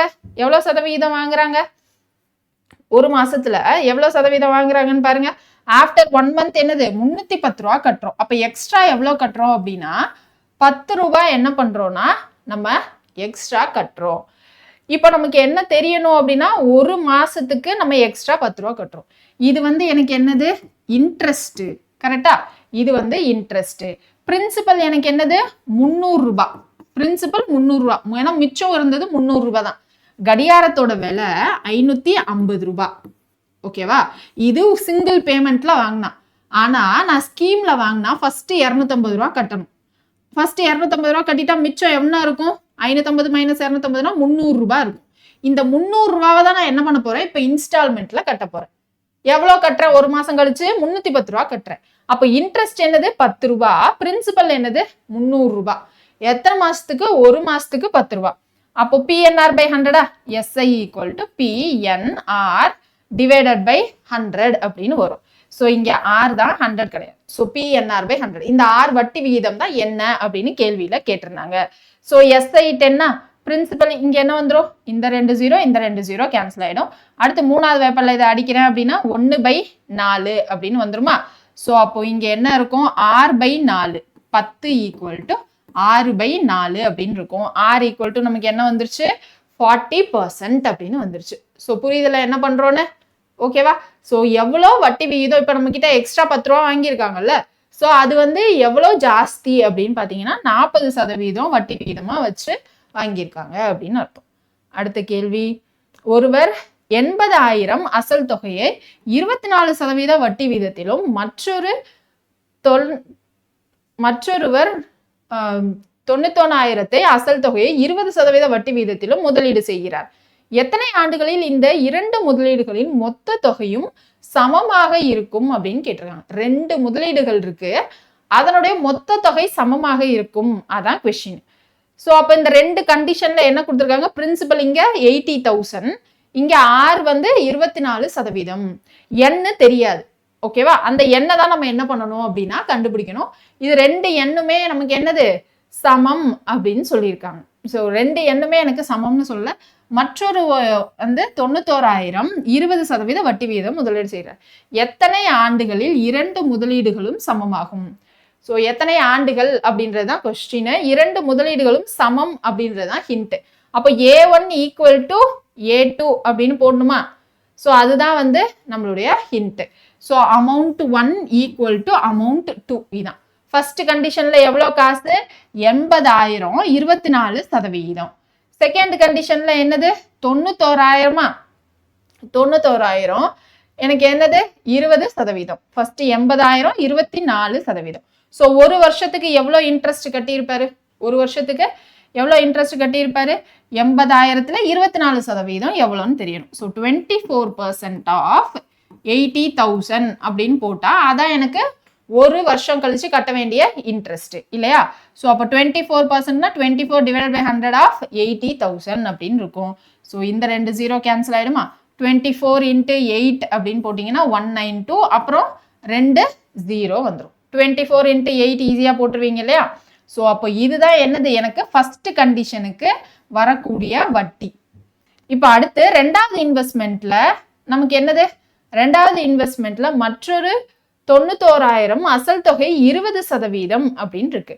ஸோ ரெண்டாவது இன்வெஸ்ட்மெண்ட்ல இங்க என்னது, அசல் வந்து எனக்கு 91,000, அதுல 20%. ஸோ 20% ஆஃப் 91,000 அப்படின்னா என்னது, 91 × 2 182, அப்புறம் 2 0, 18,200 அப்படின்னு இருக்கு. எனக்கு இங்க என்ன வேணும், அமௌண்ட் வந்து நமக்கு வந்து ஈக்குவல் அப்படின்னு சொல்லியிருக்காங்களா. ஸோ அமௌண்ட் வந்து எத்தனை வருஷத்துல ஈக்குவல் ஆகும் அப்படின்றதான் நமக்கு தெரியும். ஸோ எத்தனை வருஷத்துல, நம்பர் ஆஃப் இயர்ஸ் அப்படின்றத நம்ம என்ன பண்ணலாம்னா ரெண்டு விதமா போடலாம். ஃபர்ஸ்ட் நமக்கு இங்க என்ன தெரியும், அமௌண்ட் A1 ஈக்குவல் டு A2வா. So amount A1 equal to A2னா P into 1 + NR divided by 100. இந்த ரெண்டாவது கண்டிஷனுக்கு P into 1 + NR divided by 100 அப்படின்னு போடுவோம். ஸோ இங்க என்னே நமக்கு வந்து என்ன அப்படின்றது தெரியாது. ஸோ அப்போ இங்க பிரின்சிபல் இங்க என்னது 80,000, இது வந்து 91,000.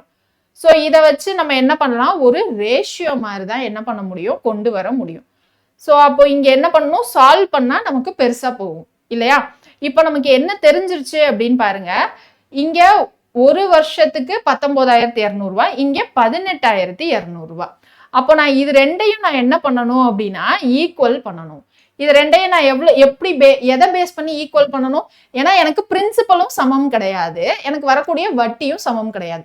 அப்போ பிரின்சிபல் வட்டி ரெண்டையும் வச்சுதான் நான் என்ன சொல்ல முடியும் அப்படின்னா எத்தனை வருஷத்துல சமமாகும் அப்படின்றத நம்மளால சொல்ல முடியும்.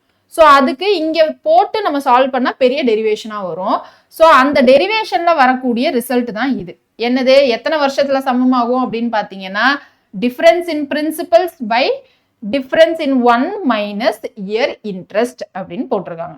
அதாவது டிஃபரன்ஸ் இன் பிரின்சிபல் அப்படின்னா பிரின்சிபல்ல எவ்வளவு வித்தியாசம் டிவைடட் பை அதனுடைய இன்ட்ரெஸ்ட்ல எவ்வளவு வித்தியாசம். பிரின்சிபல்ல எவ்வளவு வித்தியாசம், ஃபர்ஸ்ட் 80,000, அப்புறம் 91,000. அப்ப பிரின்சிபல்ல எவ்வளவு வித்தியாசம், 11,000. ஓகேவா. அப்புறம் இங்க எனக்கு வட்டியில எவ்வளவு வித்தியாசம், 1,000 ரூபாய் வித்தியாசம். ஸோ 1,000 ரூபாய். அப்போ எத்தனை வருஷம் கழிச்சு எனக்கு சமமாகும் அப்படின்னு பாத்தீங்கன்னா 11 வருஷம் கழிச்சு. இது எப்படி வந்துச்சு அப்படின்னா ரெண்டு அசல் தொகையோட வித்தியாசம் டிவைடட் பை எனக்கு அந்த வட்டியோடைய வித்தியாசம். ஸோ இதை பொறுத்து தான் எனக்கு என்ன இருக்கு மாறப்போகுது, நம்பர் ஆஃப் இயர்ஸ் ஈக்குவலா இருக்குது மாறப்போகுது.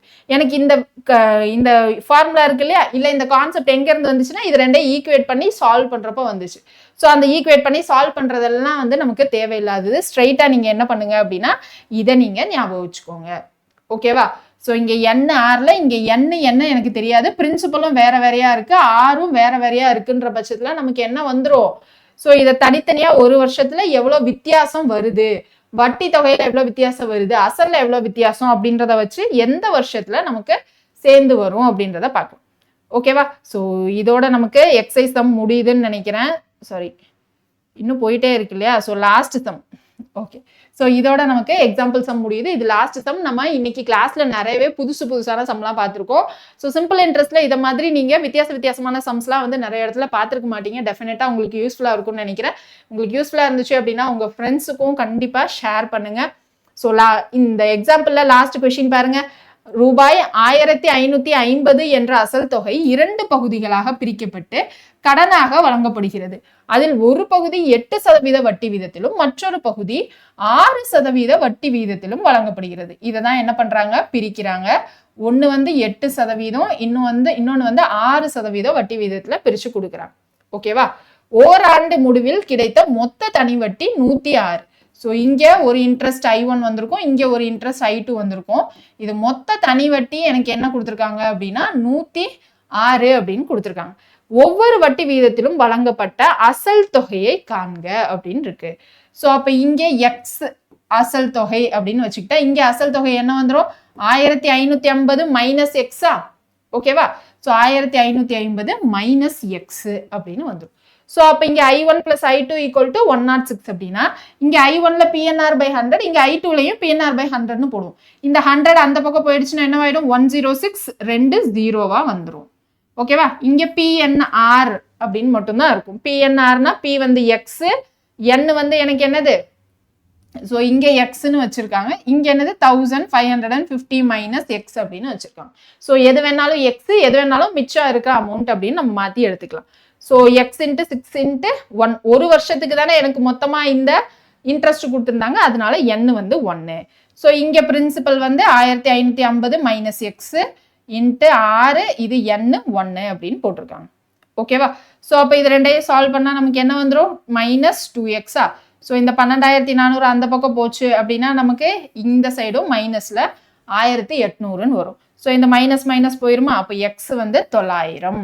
ஸோ அப்போ 6% அவங்க வந்து எவ்வளோ கடன் வாங்கியிருக்காங்க? 900. அப்போ 8% எவ்வளோ வாங்கியிருப்பாங்க? 1550 மைனஸ் 900. ஸோ 650 ரூபா வந்து என்ன பண்ணியிருப்பாங்க அப்படின்னா கடன் வாங்கியிருப்பாங்க. ஓகே, ஸோ இப்போ எக்ஸைஸ் சம்மில் கரெக்டாக நமக்கு வந்து ஒரு 10 சம் தான் இருக்கும். ஸோ என்ன பண்ணலாம்? கடகடன்னு சேர்ந்து சால்வ் பண்ணலாம். ஸோ இப்போ நீங்கள் என்ன பண்ணணும் அப்படின்னா கையில் நோட்டு பென்னு எல்லாத்தையும் எடுத்து வச்சுட்டு என்ன பண்ணணும்? சால்வ் பண்ணணும். ஸோ வீடியோ பார்த்துட்டு இருக்கீங்க அப்படின்னா நீங்கள் என்ன பண்ணுங்கள், ஒரு கொஸ்டினையும் வீடியோ ஸ்டாப் பண்ணிவிட்டு நீங்களா சால்வ் பண்ணி பாருங்கள். நீங்கள் காலையில் வீடியோ பார்த்தாலும் சரி, இல்லை நீங்கள் அப்புறமா வந்து ஈவினிங் பார்க்குறீங்க அப்படின்னாலும் என்ன பண்ணுங்க அப்படின்னா டெஃபினட்டாக கையில் பென்னு பேப்பர் வச்சு சால்வ் பண்ணி பாருங்கள். பென்னு பேப்பர் எடுத்து சால்வ் பண்ணாத வரைக்கும் மேக்ஸ் வரவே வராது. நான் சொல்கிறப்போ நல்லா புரியும், கேட்குறப்போ எல்லாமே தெரியும். ஓகேவா? சால்வ் பண்ணுங்க அப்படின்னு சொல்றது மல்டிப்ளிகேஷன் டிவிஷன் ஃபாஸ்டா வர்றதுக்காக மட்டும் இல்ல. நீங்க தனியா பண்றப்பதான் அந்த கொஸ்டின் உங்களுக்கு புரியுதா, அந்த கொஸ்டின்ல என்ன கொடுத்துருக்காங்க, என்ன கேட்டிருக்காங்கன்னு உங்களுக்கே தெரியுதா அப்படின்றதுதான் இருக்கும். சரியா? மேக்ஸ் புரிஞ்சுக்கிறது இல்ல, நீங்களா வந்து எழுதி போட்டு பாக்குறது. புரிஞ்சதை நீங்களாவே எழுதணும். ஓகேவா? ஸோ அப்படியே அதே கொஸ்டின் நமக்கு வரப்போறது இல்லை. ஸோ அது மாதிரி வேற வரும். அப்போ இங்கே அப்ளை பண்றதை தூக்கி அங்கே அப்ளை பண்ணும் இல்லையா? ஸோ அதுக்கு நீங்களாம் தனியாக உட்காந்து என்ன கொடுத்துருக்காங்கன்றதை அனலைஸ் பண்ணி எழுத ட்ரை பண்ணணும், பிரித்து எழுதணும். நிறைய பேர் எங்க லேக் ஆவீங்க அப்படின்னு பார்த்தீங்கன்னா கொடுத்த டேட்டாவை தெளிவாக எழுத தெரியாம லேக் ஆவீங்க. நம்பர் 1. நம்பர் 2 என்ன பண்ணுவீங்க அப்படின்னா கேன்சலேஷன்லாம் பண்ணி இல்லை சால்வ் பண்ணி பார்த்து ரொம்ப நாள் ஆயிருக்கும், அது ஸ்லோவாயிருக்கும். ஓகேவா? ஸோ நம்பர் 3 என்ன பண்ணுவீங்க அப்படின்னா இந்த ரெண்டுமே வந்து நீங்க ஈஸியா பண்றீங்க அப்படின்னா உங்களுக்கு வந்து என்ன வரும்னா புதுசா எந்த விதமான கொஸ்டின் கொடுத்தாலும் அதுல இருந்து கிவன் டேட்டாவை, அதாவது என்ன கொடுத்துருக்காங்க என்ன கேட்டிருக்காங்கன்னு உங்களுக்கு சீக்கிரமா எழுத தெரிஞ்சிச்சுன்னா உங்களுக்கு பதட்டம் குறைஞ்சிரும். உங்களுக்கு அதுவே எழுத தெரியலன்றப்போ எக்ஸாம் ஹாலில் இன்னுமே பதட்டம் ஆவீங்க, அந்த சம்முக்கு ஆன்சர் நமக்கு கிடைக்காது. ஓகேவா? ஸோ பதட்டத்தை குறைக்கணும் அப்படின்னா கொடுத்துருக்கிற டேட்டாவை பிரிச்சு எழுத கற்றுக்கணும். அது ரொம்ப ரொம்ப ரொம்ப முக்கியமானது. ஸோ இப்போ எக்ஸைஸ் சம் பாருங்க என்ன கொடுத்துருக்காங்கன்னு.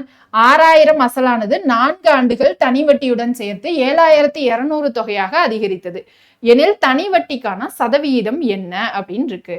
ஸோ 6000 அசல், ஸோ பிரின்சிபல் 6000, n வந்து எனக்கு 4 வருடம் அப்படின்னு இருக்கு. தனி வட்டியுடன் சேர்ந்து என்னவாகுது அப்படின்னா 7200 தொகையாக அதிகரிக்கிறது. ஸோ அமௌண்ட் வந்து 7200 மாறுது. இப்போ எனில் தனி வட்டிக்கான சதவிகிதம் 6 என்னன்னு கேட்குறாங்க.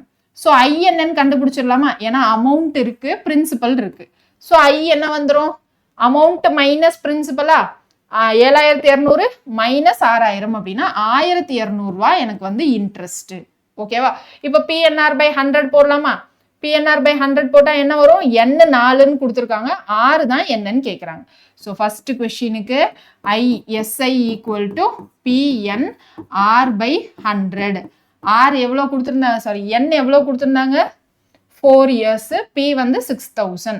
ஸோ அப்போ பி வந்து 6000, n வந்து 4 into R divided by 100. SI என்ன கண்டுபிடிச்சோம்? 1200ன்னு கண்டுபிடிச்சோம். அப்போ இந்த 2 0 இந்த 2 0, இங்கே ஒரு 0 இங்கே ஒரு 0. இப்போ இது 6ஆம் வாய்ப்பால் அடிக்கிறேன் அப்படின்னா 20ன்னு வருமா?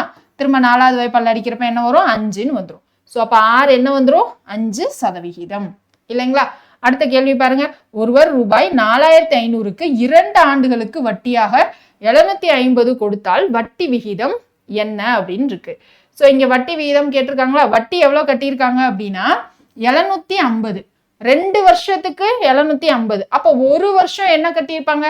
ஒரு வருஷம் எவ்வளோ கட்டியிருப்பாங்க? 750ல பாதியா? 750ல பாதினா என்னது? 375 ரூபாய் கட்டியிருப்பாங்க. இது ஒரு வருஷத்துக்கான இன்ட்ரெஸ்ட். இப்போ வட்டி விகிதம் வேணும் அப்படின்னா என்ன பண்ணணும்? ஒரு வருஷத்துக்கான இன்ட்ரெஸ்ட், ஒரு வருஷத்துக்கான வட்டி டிவைடட் பை அசல். அசல் எவ்வளோ? 4500 இன்ட்டு 100ன்னு போடணுமா? ஆர் வேணும்னா இதை நம்ம பார்த்தோம்ல, வட்டி பை அசல் இன்ட்டு 100. வட்டி அப்படின்னு இங்க போடுறத நான் என்ன பண்ணணும்? ஒரு வருஷத்துக்கான வட்டி தான் நான் இங்க போடணும். சரியா? ஸோ அப்போ இந்த 2 0 இந்த 2 0 கேன்சல் ஆயிருமா? 5ஆம் வாய்ப்பால் அடிக்கிறேன் அப்படின்னா இங்க என்ன வரும்? 9. இங்க என்ன வந்துடும்? 75. 75 பை 9னா 8 9s are 72. So 8 9s are 72. மிச்சம் 3. அப்போ 8 3/9 வரும். ஸோ இந்த 3/9 மூணாவது வாய்ப்பால் அடிக்கிறப்ப என்ன வந்துடும்? 8 1/3% அப்படின்னு கிடைச்சிரும். So option C is the correct answer. அடுத்து மீனா என்பவர் 9% வட்டி வீதத்தில் ஒரு வருடத்திற்கு ரூபாய் 45 வட்டியாக செலுத்துகிறார் எனில் அவர் வாங்கிய தொகை என்ன அப்படின்னு கேட்கிறாங்க. ஸோ 9% வட்டி விகிதத்துல ஒரு வருடத்திற்கு 45% வாங்குறாங்க. ஸோ இதுலயே ஆர் கொடுத்துட்டாங்க, இங்க வட்டியும் கொடுத்துட்டாங்க, அசல் என்னன்னு கேட்குறாங்க. அப்போ இங்கே போட்டுடலாமா? அப்போ ஆர் என்னது? R equal to first year இல்லை ஒரு வருஷத்துக்கான வட்டி பை அசல் இன்ட்டு 100. இங்க ஆர் என்ன கொடுத்துருக்காங்க? எனக்கு 9ன்னு கொடுத்துட்டாங்களா? கரெக்டா? ஸோ அப்போ 9 வட்டி எவ்வளோ செலுத்துறாங்க? 45 டிவைடட் பை அசல் இன்ட்டு 100 அப்படின்னு இருக்கும். இதை நான் 9ஆம் வாய்ப்பால் அடிக்கிறேன் அப்படின்னா 5ன்னு வருமா? 5 இன்ட்டு 100 அப்படின்னு கிடைச்சிரும். அப்போ 500 ரூபாய் என்ன பண்ணியிருக்காங்க அப்படின்னா அவங்க வந்து கடன் வாங்கியிருக்காங்க, பிரின்சிபல். அடுத்த கேள்வி, ரூபாய் 5600க்கு 6% வட்டி வீதம் எத்தனை ஆண்டுகளில் 6720 கிடைக்கும் அப்படின்னு இருக்கு. ஸோ எத்தனை ஆண்டுகளில் என்ன கேட்டிருக்காங்களா? என்ன கேட்டிருக்காங்க. அப்ப இங்க என்னது? அமௌண்ட் கிடைக்கும் அப்படின்னு சொல்லியிருக்காங்க. அப்ப இங்க வந்து அமௌண்ட் 6720. இங்க இது என்னது? எனக்கு இதுதான் அவங்க கடன் வாங்கின அசல் தொகை, பிரின்சிபல். இது ஆர். இங்க என்ன வேணும்? நமக்கு என்ன தான் வேணும். ஸோ அப்போ இங்க என்னது? நான் ஹிண்ட் தான் தரப்போறேன். இந்த சம் நீங்க என்ன பண்ண போறீங்க? எனக்கு சால்வ் பண்ணிட்டு கமெண்ட் செக்ஷன்ல போட போறீங்க. என்னது? Simple interest equal to PNR by 100. Simple interest இங்க நேரடியா கொடுக்கல, அமௌண்ட் கொடுத்துருக்காங்க, பிரின்சிபல் கொடுத்துருக்காங்க. அப்போ இன்ட்ரெஸ்ட் வேணும்னா என்னது? அமௌண்ட் மைனஸ் பிரின்சிபலா? இன்ட்ரெஸ்ட் கிடைச்சிரும். பிரின்சிபல் இருக்கு, ஆர் இருக்கு, என்ன மட்டும் தான் தெரியாது. ஸோ போட்டுட்டு என்ன பண்ணுங்க அப்படின்னா கமெண்ட் செக்ஷன்ல கண்டிப்பா ஆன்சர் பண்ணுங்க. உங்க ஆன்சர்ஸ் எல்லாத்துக்காகவும் நான் வெயிட் பண்ணிட்டு இருக்கேன். ஸோ அடுத்த கொஸ்டின், ரூபாய் 35,000க்கு ஆண்டுக்கு 9% வட்டி வீதம் 2 ஆண்டுகளுக்கு தனி வட்டியை காண்க. ஸோ சிம்பிள் இன்ட்ரெஸ்ட் தான் கேட்டிருக்காங்க 2 ஆண்டுகளுக்கு. அப்போ என்ன வந்து நமக்கு என்னது அப்படின்னா 2. ஆர் வந்து நமக்கு என்னது? 9%. இது என்னது? இதுதான் நம்மளுடைய பிரின்சிபல் இல்லையா? ஸோ அப்போ இங்க என்னது? PNR by 100. ஸோ P வந்து 35,000, N வந்து 2, R வந்து 9 டிவைடட் பை 100க்கு பதிலாக 2 0 நான் கேன்சல் பண்றேன்.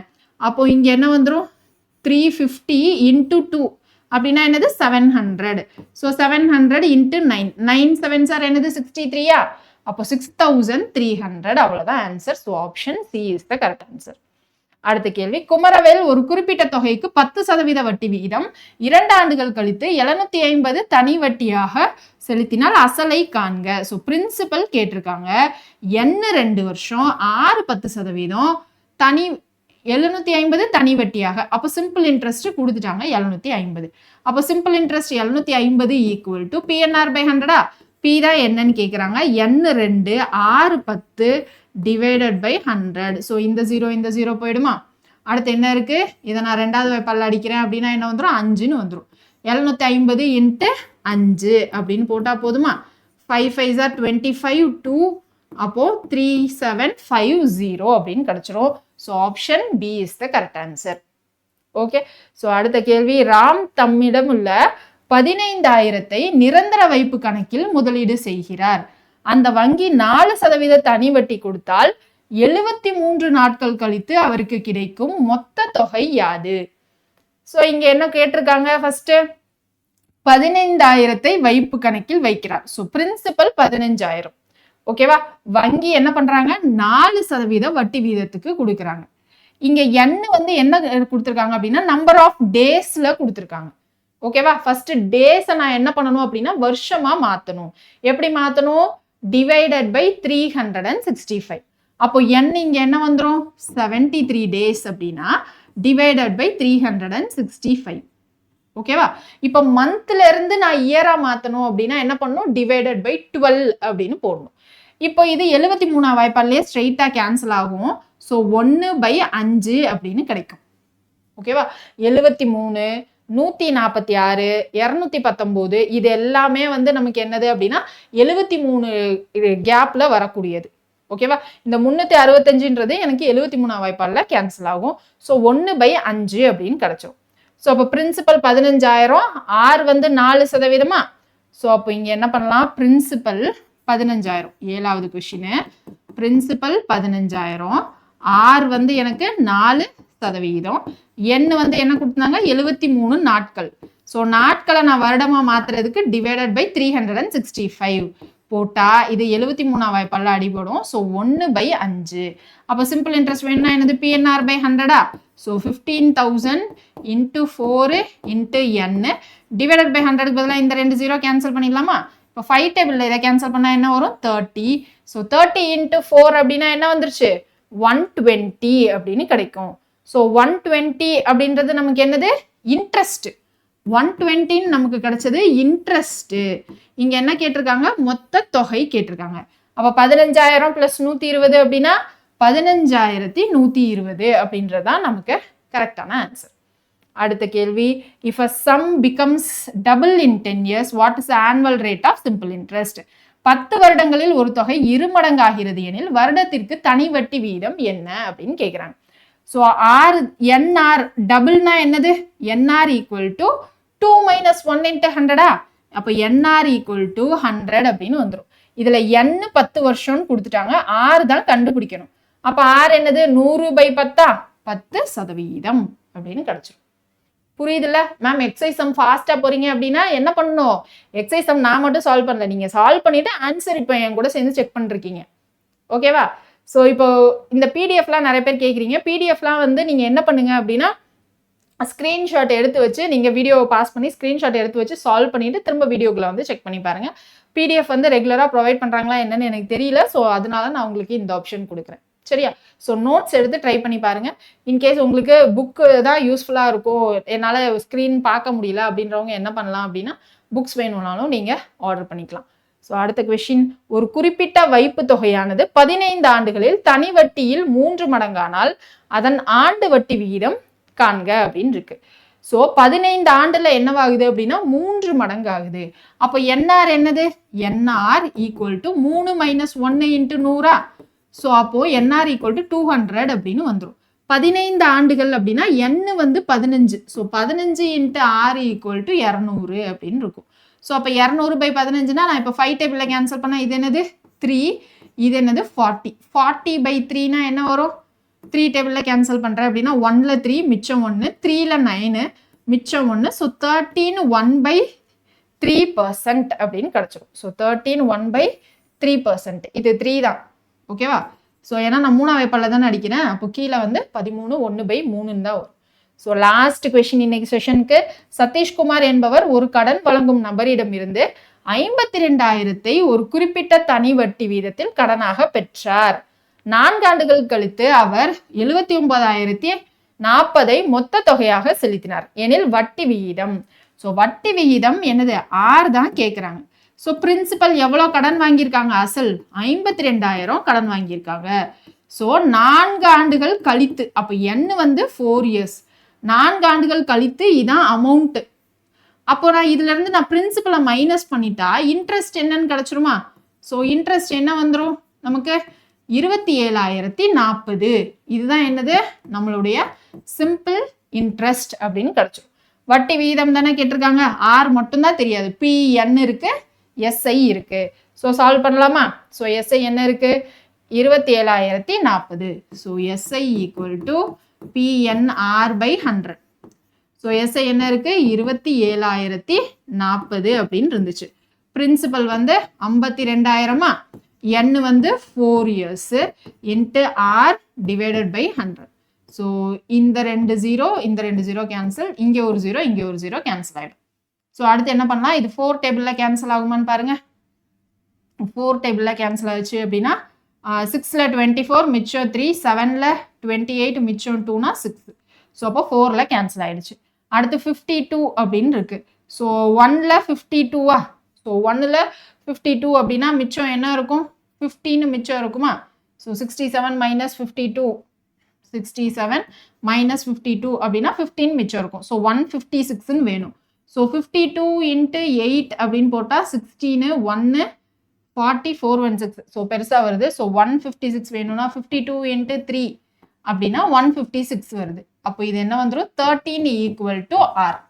ஸோ ஆர் வந்து நமக்கு என்னது அப்படின்னா 13%. ஸோ ஆன்சர் மட்டும் தான் செக் பண்ணுறீங்க. எக்ஸசைஸுக்கு நீங்கள் என்ன பண்ணக்கூடாது, வீடியோவில் பார்க்கக்கூடாது. சரியா?